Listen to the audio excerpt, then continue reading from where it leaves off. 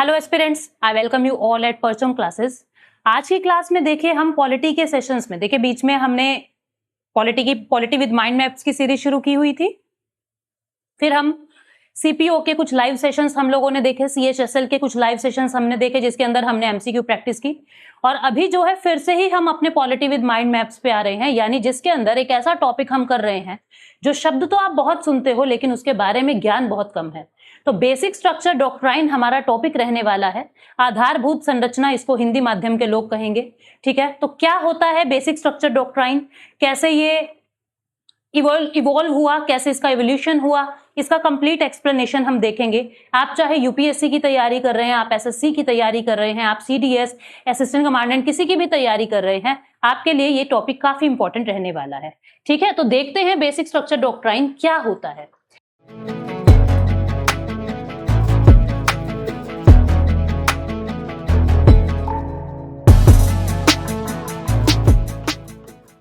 Basic structure doctrine देखो कुछ ऐसी चीजें हैं, जैसे हमारी लाइफ के अंदर यूं नहीं कहते कि fundamental unit of life cell होता है, बिल्कुल इसी तरीके से संविधान के अंदर भी कुछ फंडामेंटल ऐसी चीज है, अगर वो बदल गई तो संविधान मर जाएगा। आप ऐसा मान के समझें। अब हमारी बॉडी से सेल्स निकाल दीजिए, हम कुछ हैं क्या? हम कुछ भी नहीं है। हम क्या है? हम सेल्स ही तो हैं, है ना। हम मल्टी सेल्यूलर मतलब कॉम्पोजिशन ही तो है, हम क्रिएचर जो है मल्टी सेल्यूलर ही तो है, यानी हम सेल से ही तो बने हुए हैं। ये सारे मैटर सब कुछ सेल से बना हुआ है। बिल्कुल इसी तरीके से हमारे संविधान भी कुछ फंडामेंटल्स पे टिका हुआ है। वो फंडामेंटल्स अगर किसी ने छीन लिए तो आपके संविधान का होना या ना होना एक जैसी चीज है। तो इसका इवोल्यूशन कैसे होता है, बेसिक स्ट्रक्चर डॉक्ट्राइन ये संविधान की कोर वैल्यू या बेसिक्स के बारे में एक बैकड्रॉप होता है। ठीक है, जुडिशियली जो है innovated doctrine which is neither defined under the constitution not defined by the supreme court और एनी अदर कोर्ट। देखो इसके अंदर एक और बात आपको याद रखनी है, बेसिक स्ट्रक्चर डॉक्ट्राइन को कहीं पर भी संविधान में लिखा ही नहीं हुआ, ये शब्द ही नहीं लिखा हुआ संविधान में, और ना ही इसको डिफाइन किया हुआ। ना सुप्रीम कोर्ट ने कभी इसको डिफाइन किया, ना किसी और कोर्ट ने कभी इसको डिफाइन किया। तो कैसे इसको लागू किया जा रहा है क्या, ये इसको समझो। बहुत सारी जजमेंट सुप्रीम कोर्ट की आई, कभी बोला कि आप संविधान को बदल सकते हो, कभी बोला नहीं बदल सकते हो। तो बहुत सारी कंफ्यूजन्स जो है सुप्रीम कोर्ट को भी इस चीज को लेके रही, और फाइनली 1973 में सुप्रीम कोर्ट ने ये कहा बदल तो कुछ भी सकते हो पर बेसिक स्ट्रक्चर डॉक्ट्राइन को नहीं बदल सकते, बेसिक स्ट्रक्चर को नहीं बदल सकते, फंडामेंटल्स को नहीं बदल सकते। तो क्या है ये फंडामेंटल्स, देखते हैं। Basic structure can not be amended by parliament under article 368, यानी कि आर्टिकल 368 का यूज करके कभी भी आप कुछ भी बदलो लेकिन बेसिक स्ट्रक्चर को नहीं बदल सकते। ठीक है, प्रेजेंट सिचुएशन क्या है, प्रेजेंट पोजीशन क्या है। आर्टिकल 368 क्या होता है आपको पता है। आर्टिकल 368 जो हमने साउथ अफ्रीका से लिया है, जिसके अंदर हमें संविधान को बदलने का प्रोसीजर पता है कि कैसे संविधान बदलना है, लेकिन यही कहा गया है कि आप संविधान का कुछ भी बदलिए लेकिन बेसिक स्ट्रक्चर नहीं बदलोगे, वो आर्टिकल 368 के अंडर नहीं आएगा। ठीक है, parliament can amend any part of constitution including the fundamental rights. आप फंडामेंटल राइट्स को भी बदल सकते हो लेकिन बेसिक स्ट्रक्चर आपका अफेक्ट नहीं होना चाहिए। ठीक है, Supreme Court has yet to define और clarify what constitutes the basic structure of the constitution, यानी सुप्रीम कोर्ट ने अभी तक डिफाइन ही नहीं किया कि बेसिक स्ट्रक्चर होता क्या है। जैसे जैसे जजमेंट आगे बढ़ता गया सुप्रीम कोर्ट बताती गई कि ये चीज भी बेसिक स्ट्रक्चर में आएगी, ये भी बेसिक स्ट्रक्चर में आएगी। ठीक है, लेकिन कहीं प्रॉपर डेफिनेशन इसका सुप्रीम कोर्ट ने नहीं दिया है। अब आगे बढ़े, केसेस की स्टडी करें कैसे इसका इवोल्यूशन हुआ है। उससे पहले आपको कुछ इंपॉर्टेंट जानकारी मैं दे रही हूं। देखो हमारी ऐप पर स्टैटिक जीके का कोर्स चल रहा है जिसको रिचा मैम पढ़ा रही है। 100+ टॉपिक्स को कवर किया जा रहा है और कोई भी एग्जाम में आप बैठ जाना, ये तो आपको करना ही होता है।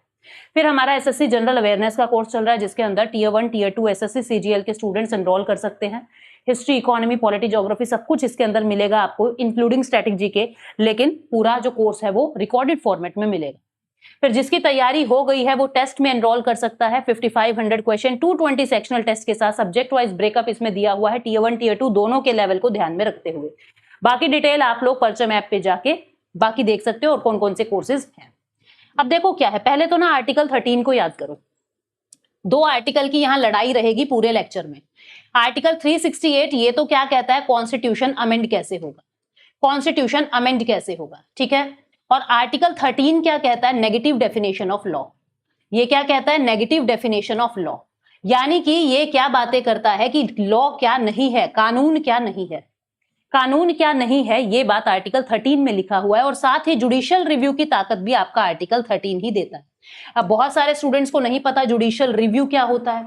तो जुडिशियल रिव्यू का मतलब है जब कोई कानून बनता है तो सुप्रीम कोर्ट उसको चेक करती है, क्या ये कानून सही बना है, क्या ये संविधान के अनुसार बना है, या इसमें कोई प्रॉब्लम है। ठीक है, तो जुडिशियल रिव्यू यानी कि जजेस जो हैं, सुप्रीम कोर्ट जो है, जुडिशरी जो है, वो कानून का रिव्यू करेगी, उसको जुडिशियल रिव्यू कह रहे हैं।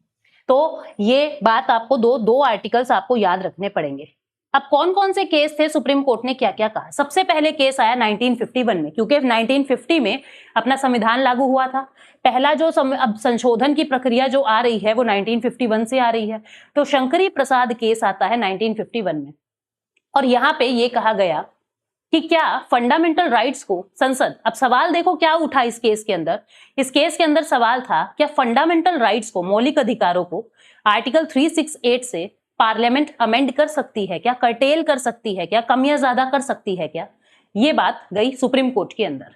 ठीक है, क्यों आई ये बात, क्योंकि आपको पता है जो राइट टू प्रॉपर्टी था। अब देखो प्रॉपर्टी जो है ना, वो बाधा बन रही थी देश के विकास में। मेरा घर है कहीं सड़क के बीच में और वहां से सड़क गुजारनी है, मैं क्या कहूंगी, मेरा राइट टू प्रॉपर्टी, आप छीन नहीं सकते मेरी प्रॉपर्टी को, ऐसे नहीं तोड़ सकते। लेकिन देश क्या कह रहा है, विकास करना है भाई, यहां से मुझे ब्रिज बनाना है, पुल बनाना है, आपकी प्रॉपर्टी हमें लेनी पड़ेगी। तो ये बहुत बड़ा विवाद था। तो जो बड़े बड़े दिग्गज नेता लोग थे, बी आर अम्बेडकर जी थे, उन्होंने क्या कहा कि हमको right to property fundamental right की भाषा से हटाना पड़ेगा। यानी कि फंडामेंटल राइट्स, जो राइट टू प्रॉपर्टी था, उसको चैलेंज किया गया फर्स्ट अमेंडमेंट एक्ट 1951 में।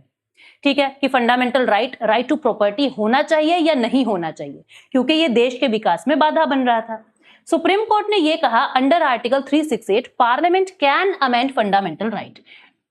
आर्टिकल 368 में जो संसद है वो फंडामेंटल राइट्स को बदल सकती है, क्योंकि आर्टिकल 13 में तो बस ऑर्डिनरी लॉ आते हैं, संविधान बदला जा रहा है, ये बात आर्टिकल 13 के अंदर आता ही नहीं है।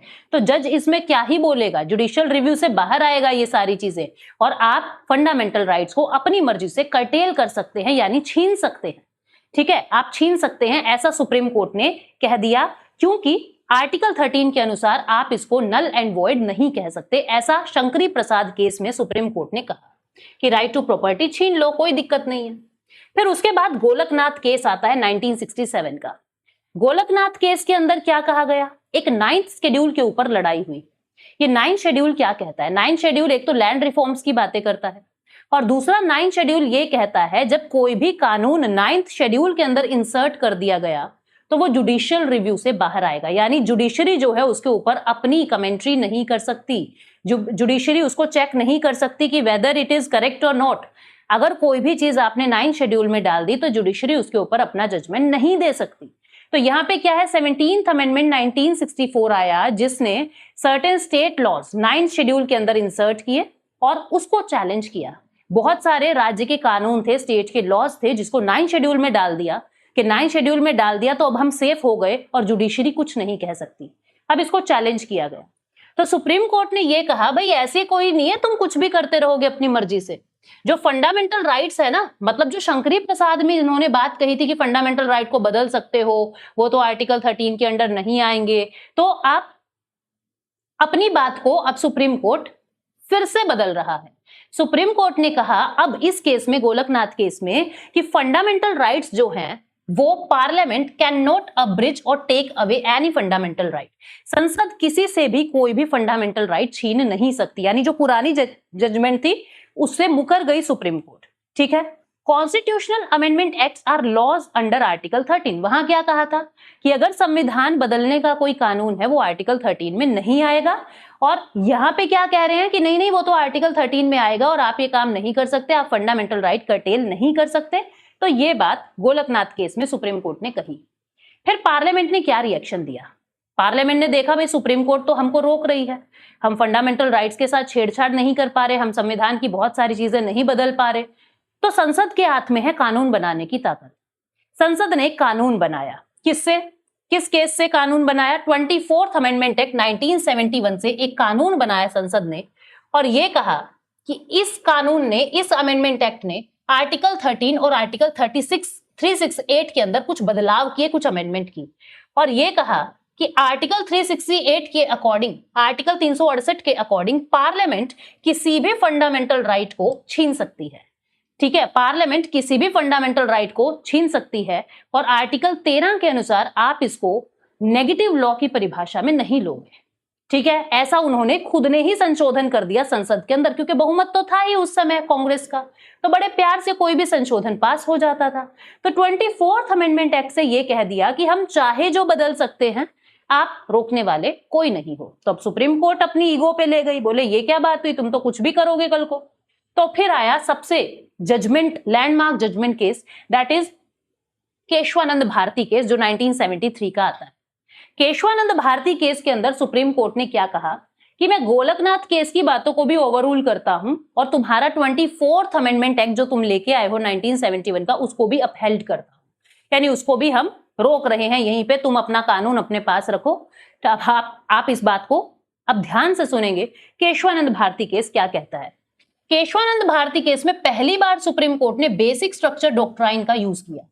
सबसे पहले केशवानंद भारती केस में बेसिक स्ट्रक्चर डॉक्ट्राइन का जिक्र किया और यह कह दिया पार्लियामेंट को कि तुम कुछ भी बदल लो भाई, लेकिन बेसिक स्ट्रक्चर नहीं बदलोगे। तो पार्लियामेंट सुप्रीम कोर्ट से पूछ रही बेसिक स्ट्रक्चर क्या है, बोले मैं बताऊंगा क्या है बेसिक स्ट्रक्चर। जिन जिन चीजों को सुप्रीम कोर्ट बेसिक स्ट्रक्चर कह देगी वही बेसिक स्ट्रक्चर होगा। ठीक है, तो parliament can not alter the basic structure of constitution, आप बेसिक स्ट्रक्चर नहीं बदल सकते।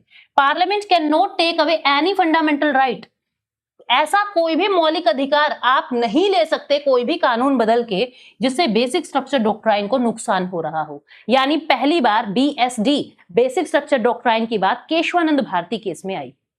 अब इसके बाद देखते हैं पार्लियामेंट क्या करेगा। अब पार्लियामेंट भी चुप नहीं बैठेगा। पार्लियामेंट ने क्या किया, बोले यार ये तो पंगा कर दिया बेसिक स्ट्रक्चर डॉक्ट्राइन का।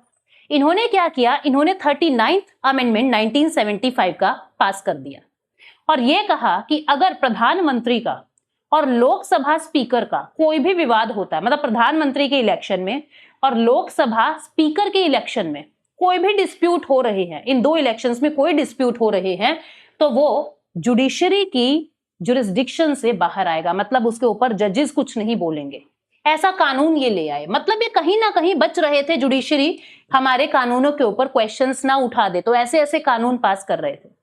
अब सुप्रीम कोर्ट भी कम थोड़ा ना है, आ गया नया केस, इंदिरा नेहरू गांधी केस 1975 का, क्योंकि इंदिरा गांधी का विवाद चल रहा था, राजनारायण ने केस डाला हुआ था आपातकाल के बाद।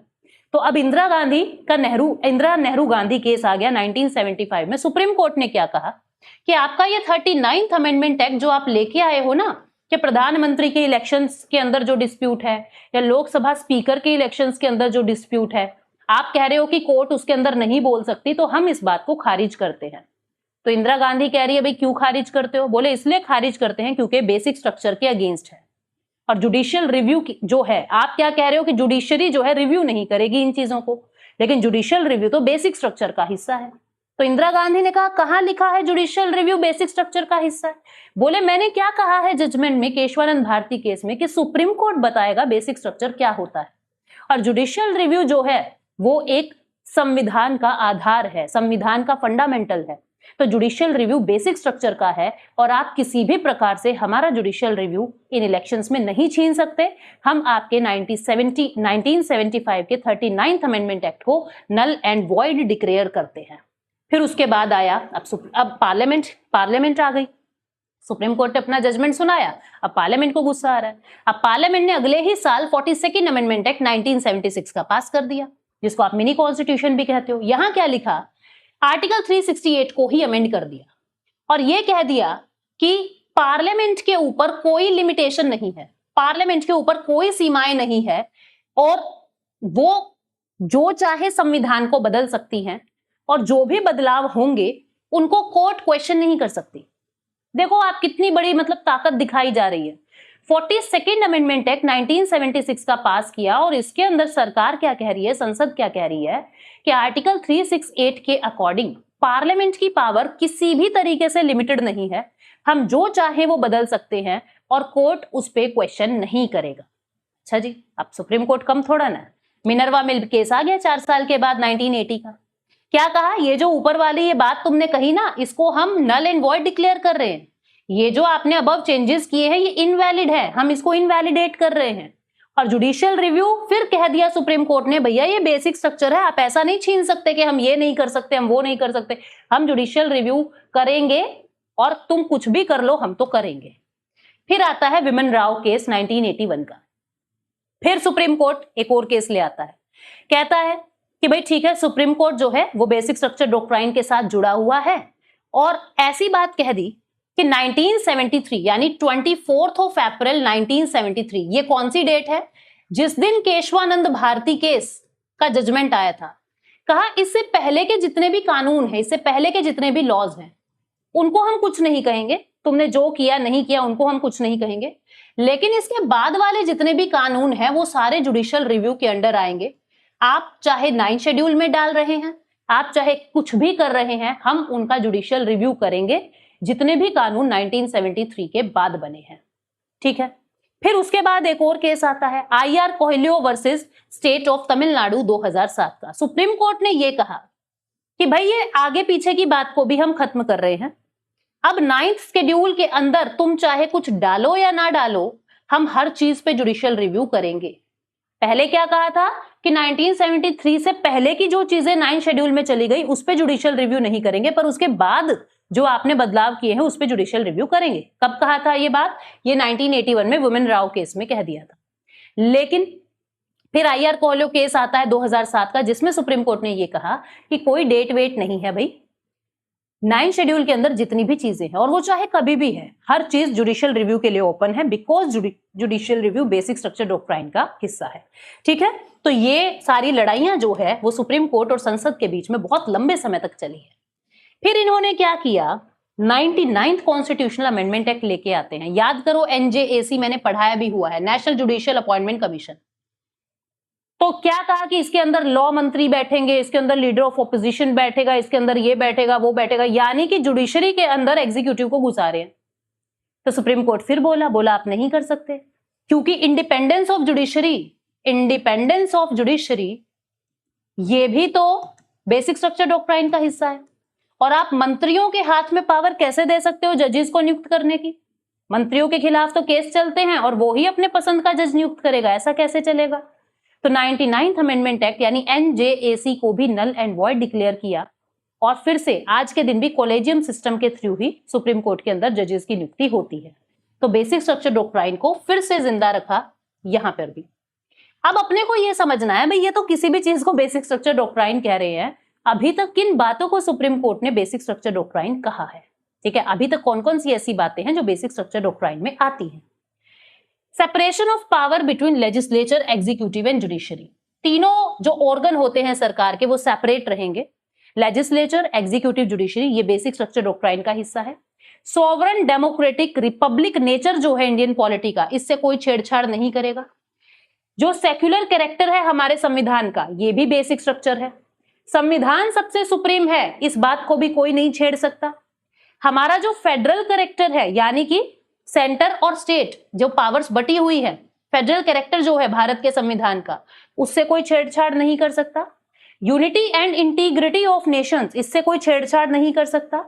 वेलफेयर स्टेट यानी सोशो इकोनॉमिक जस्टिस, हम जो स्कीम वगैरह, सब्सिडीज वगैरह देते रहते हैं, इससे कोई छेड़छाड़ नहीं करेगा। जुडिशियल रिव्यू, वेरी इंपॉर्टेंट, ये भी बेसिक स्ट्रक्चर डॉक्ट्राइन का हिस्सा है। कोई भी संसद कभी कानून बना के ये नहीं कह सकती कि कोर्ट आप ये इसका रिव्यू नहीं करोगे। इंडिविजुअल की फ्रीडम और डिग्निटी के साथ आप छेड़छाड़ नहीं कर सकते। पार्लियामेंट्री सिस्टम, भारत के अंदर पार्लियामेंट्री सिस्टम है, तो ऐसा नहीं है कल को आके कोई यूं कह दे प्रेसिडेंशियल सिस्टम है और प्रेसिडेंट ही सुप्रीम है, ऐसा नहीं होगा। Parliamentary system basic structure doctrine का हिस्सा है। रूल ऑफ लॉ, लॉ के सामने सब इक्वल हैं। Principle of equality, free and fair election, very nice, very important. ये फ्री एंड फेयर इलेक्शन होंगे, हर 5 साल के बाद रेगुलर इलेक्शन होंगे, ये बेसिक स्ट्रक्चर डॉक्ट्राइन का हिस्सा है। जुडिशरी इंडिपेंडेंट है, बेसिक स्ट्रक्चर डॉक्ट्राइन का हिस्सा है। फंडामेंटल राइट्स और DPSP में एक बैलेंस बना के चलेंगे, ठीक है, कभी भी लड़ाई होगी दोनों के बीच में तो फंडामेंटल राइट्स ऊपर रहेंगे। Limited power of parliament to amend the constitution, संविधान की, संसद की जो पावर है वो लिमिटेड है संविधान को बदलने में, कुछ भी ऐसा नहीं है कि कुछ भी बदल दिए। Effective access to justice, principle underlying fundamental rights, यानी कि जो एसेंस है, आप फंडामेंटल राइट्स तो बदल सकते हो, लेकिन जो फंडामेंटल राइट्स का भाव है ना, जिस चीज के लिए फंडामेंटल राइट बने हैं आप वो नहीं बदल सकते, एसेंस नहीं चेंज कर सकते। Power of the supreme court under article 32, 136, 141, 142 ये नहीं बदल सकते, यानी कि आपके कॉन्स्टिट्यूशनल रेमेडीज वगैरह।